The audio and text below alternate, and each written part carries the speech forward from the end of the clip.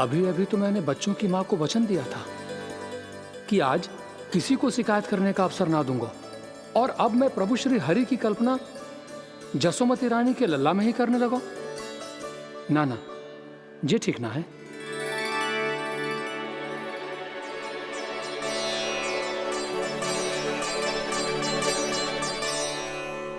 ठीक ही तो है, बिल्कुल सही पहचाना है आपने। बड़े तो बड़े, अब तो बालक भी हमारा उपहास उड़ाने लगे। मैं आपका उपहास नहीं उड़ाने आया, मैं तो आपके एकादशी के व्रत को पूरा कराने आया हूँ।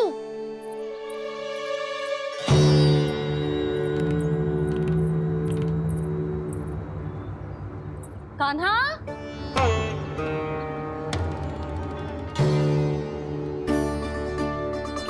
तो ये रे आपकी छड़ी और ये रे मेरी पीठ। सेक देना तापर तोड़। आज तो इसकी पीठ सेक के रहूंगी मैं। मैया घर पे भूखी मुझे ढूंढ रही होगी। लो आज द्वादशी के दिन पहले प्रहर में भोजन करके अपना एकादशी का व्रत पूरा करो आप। धन्यवाद राजकुमार, पर अभी हमें भूख नहीं है। बहुत सारा काम पड़ा है, और अभी थोड़ी ही देर में शंकरी बहन भी अपनी मटकी लेने आती होंगी।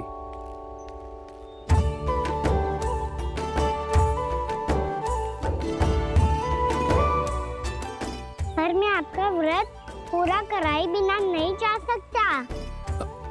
भला क्यों? भक्त भूखा रहे और भगवान खा ले, ऐसा हो सकता है भला?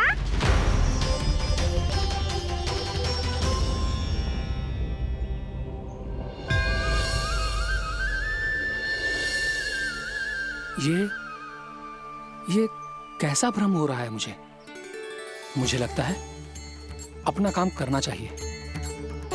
द्वादशी के पहले प्रहर में व्रत पूरा करना बहुत आवश्यक हो तो है, ना तो एकादशी का व्रत भी पूरा ना मानो जातो। इतनी सारी ज्ञान की बातें तुम्हें कैसे पता है लल्ला?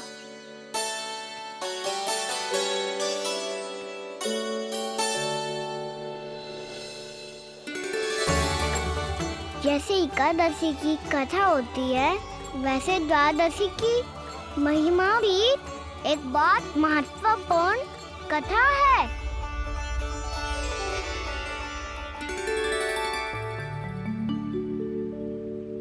कैसी कथा?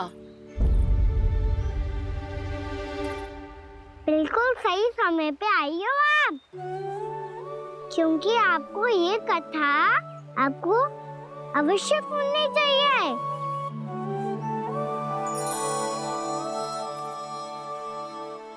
मुझे क्यों? पहले सुन तो लियो, फिर स्वयं ही पता चल जाएगा। बहुत समय पहले एक राजा हुआ करते थे, राजा अम्बरीश। भगवान श्री हरि के बहुत बड़े भक्त थे। ओम नमो नारायणाय। ओम नमो नारायणाय।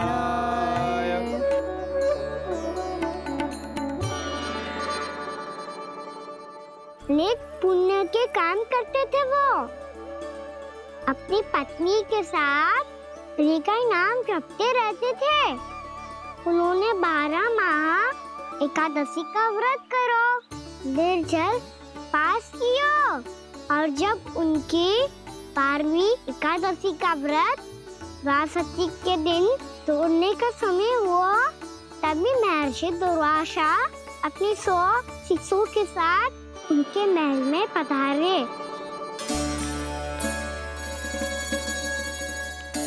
प्रणाम स्वीकार करें महर्षि। आप जैसे महान ऋषि मेरे राज्यसभा में आए, वो भी ऐसे अवसर पर जब मैं और मेरी पत्नी निरंतर 12 एकादशियों के बाद अंतिम एकादशी का व्रत तोड़ेंगे। इससे बड़े सौभाग्य की क्या बात हो सकती है हमारे लिए? आज आपके साथ साथ मेरा और मेरे शिष्यों का एकादशी व्रत भी पूरा होगा। संभव है प्रभु की इच्छा यही हो कि हम सब अपना व्रत एक साथ तोड़ें। ये तो अत्यधिक प्रसन्नता की बात है महर्षि।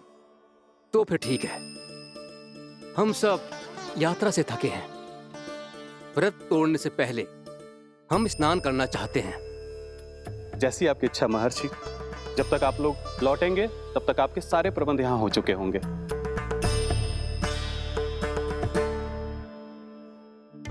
महर्षि दुर्वासा स्नान करने गए थे, पर उन्हें लौटने में विलंब हो रहा था और इधर द्वादशी पर व्रत पूरा करने का मुहूर्त बीता जा रहा था।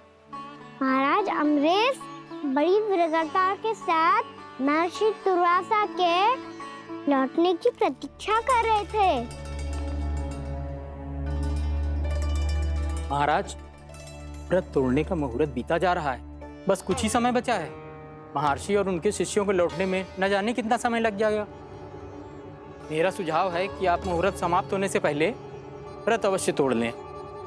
गुरुदेव, हमने महर्षि दुर्वासा को वचन दिया है कि जब तक वो लौटेंगे नहीं तब तक हम व्रत नहीं तोड़ेंगे। इसीलिए मैं उनका लौटने के बाद ही भोजन ग्रहण करूंगा। पर महाराज, मुहूर्त यदि बीत गया और समय रहते हो नहीं आए तो महाराज आपका व्रत पूरा नहीं होगा। महाराज, आपको उसका फल नहीं मिलेगा। महाराज, 12 एकादशियों का व्रत व्यर्थ चला जाएगा। किंतु गुरुदेव, यदि मैंने भोजन कर लिया तो ये तो अतिथियों का अपमान होगा। आप उचित कह रहे हैं महाराज। भोजन के लिए उनकी प्रतीक्षा अवश्य कीजिए महाराज। पर मुहूर्त रहते हुए एक तुलसी का पत्ता और जल ग्रहण कर लीजिए। इससे आपका व्रत भी पूरा हो जाएगा और अतिथि का मान भी रह जाएगा। आपका सुझाव अच्छा है गुरुदेव।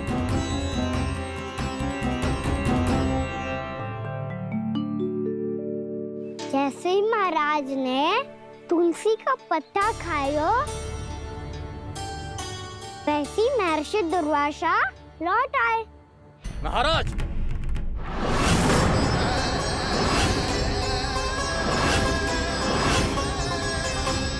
महाराज को उपास तोड़ते देखते बहुत क्रोधित हो गए।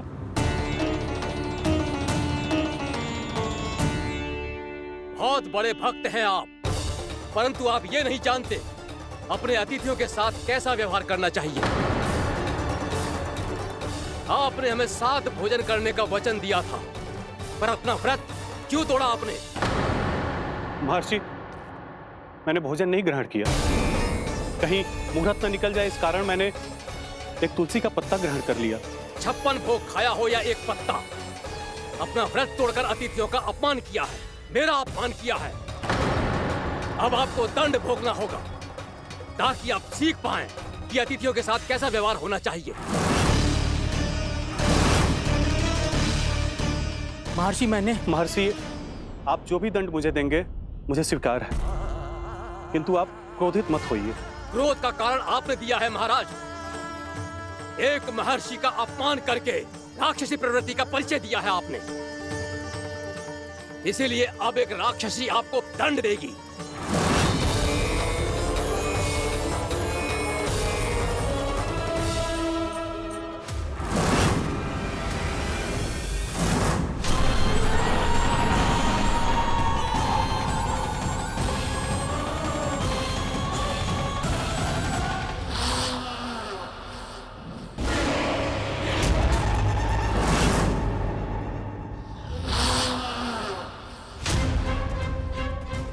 हे प्रभु, यदि मैंने सच में महर्षि का अपमान करने की भूल की हो तो मैं उसका परिणाम भोगने के लिए प्रस्तुत हूं।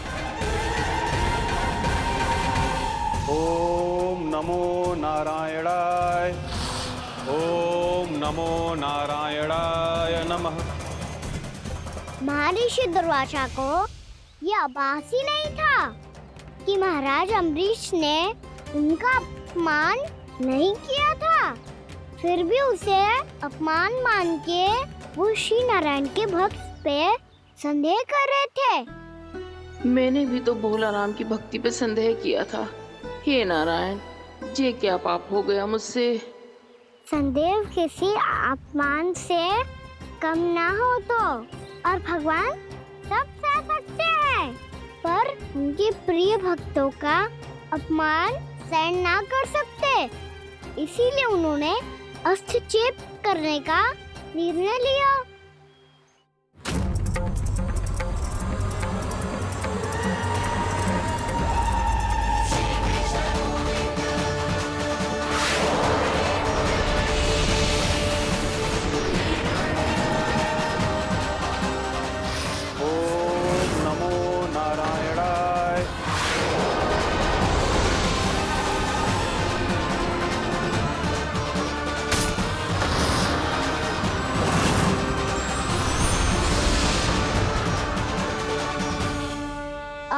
भगवान का वो सुदर्शन चक्र महर्षि दुर्वासा के पीछे पड़ गया।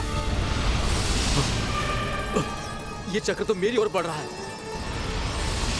ओम नमो नारायणाय। ये कैसे संभव हो सकता है? कोई रोको इसे, कोई रोको इसे। बचाते बचाते महर्षि दुर्वासा ब्रह्मलोक जा पहुंचे। ब्रह्मदेव, रक्षा कीजिए ब्रह्मदेव, सहायता कीजिए, मुझे बचाइए ब्रह्मदेव, रक्षा कीजिए। ये सुदर्शन चक्र मेरे प्राणों के पीछे पड़ गया है, मुझे बचाइए ब्रह्मदेव, मुझे बचाइए। महर्षि, मैं चाहकर भी आपकी सहायता नहीं कर सकता। ऐसी स्थिति में यदि कोई कुछ कर सकते हैं तो वो है सुदर्शन चक्र के स्वामी विष्णु, क्योंकि सृष्टि में केवल वही है जो इसे नियंत्रित कर सकते हैं। वो ही इसे वापस लौटने का आदेश देकर आपके प्राणों पर छाए हुए संकट को दूर कर सकते हैं। किंतु हां, मैं सुदर्शन चक्र से इतना अवश्य कहूंगा कि जब तक आप विष्णु लोक में पहुंच नहीं जाते, वो आपको किसी भी प्रकार की हानि ना पहुंचाए। आपका बहुत बहुत धन्यवाद, आपकी सदा ही जय हो।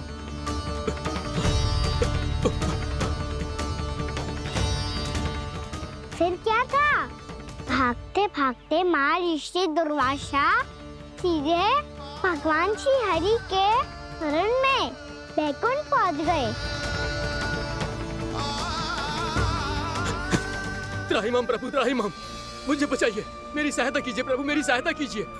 मैं आपके इस चक्र और ऊर्जा से नहीं भाग सकता प्रभु, कृपया करके अपने सुदर्शन को रोकिए, इसे वापस लीजिए प्रभु। यह असंभव है महर्षि। एक बार सुदर्शन चक्र मेरे हाथों से छूट जाए तो अपना उद्देश्य पूरा किए बिना, मेरे भक्तों की रक्षा किए बिना वापस नहीं लौटता। कोई तो उपाय होगा प्रभु, कृपया करके मेरे प्राण बचाइए प्रभु। मैं सुदर्शन की ऊर्जा से जलकर भस्म नहीं होना चाहता प्रभु। आप जो कहेंगे मैं करूंगा प्रभु, मेरी सहायता कीजिए प्रभु, मेरी सहायता कीजिए।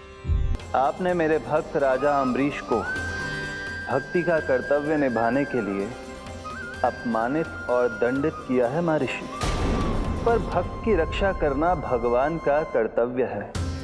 इसलिए यदि आप भक्त राजा अम्बरीश के पास जाकर क्षमा याचना करें और यदि वो आपको क्षमा कर दे तो ही ये चक्र आपके प्राण लिए बिना लौट सकता है।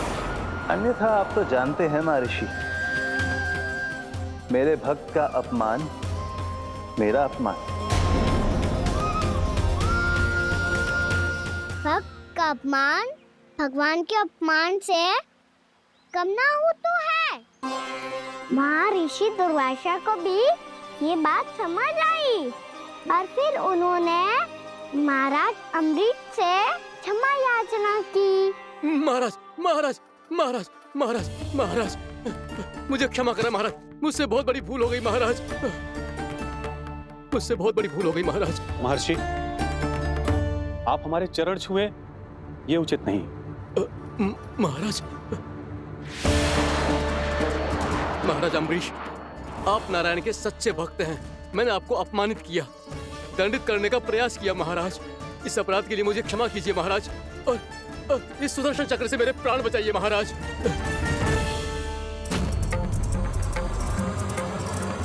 हे महान सुदर्शन, यदि महर्षि के लिए मेरे हृदय में अभी भी वही सम्मान और प्रेम हो जो इनके प्रथम आगमन पे था, तो कृपया आप अपने धाम वापस लौट जाइए।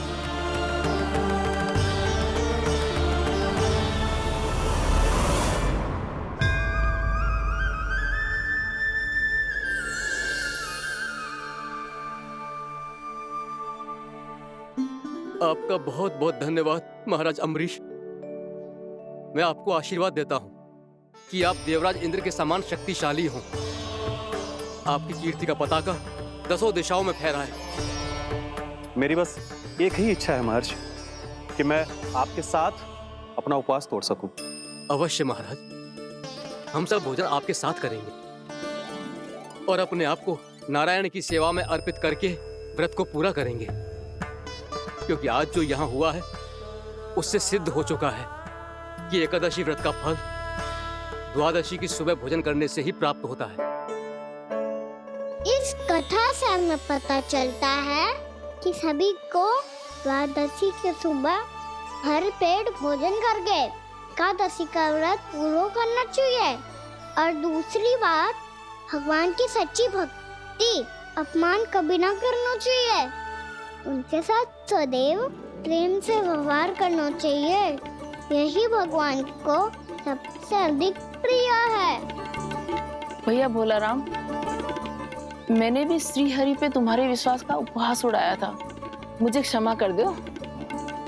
ना ना, आप क्षमा मांगकर मुझे लज्जित मत करो।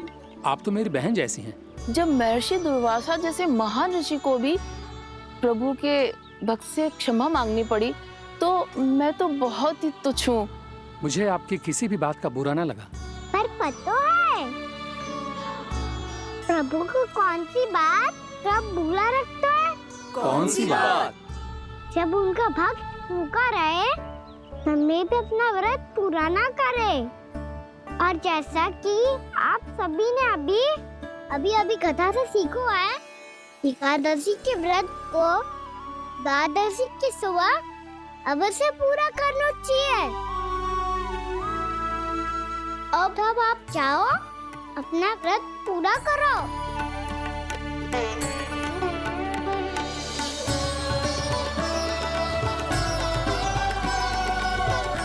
मैं आपके लिए जल लेके आती हूँ।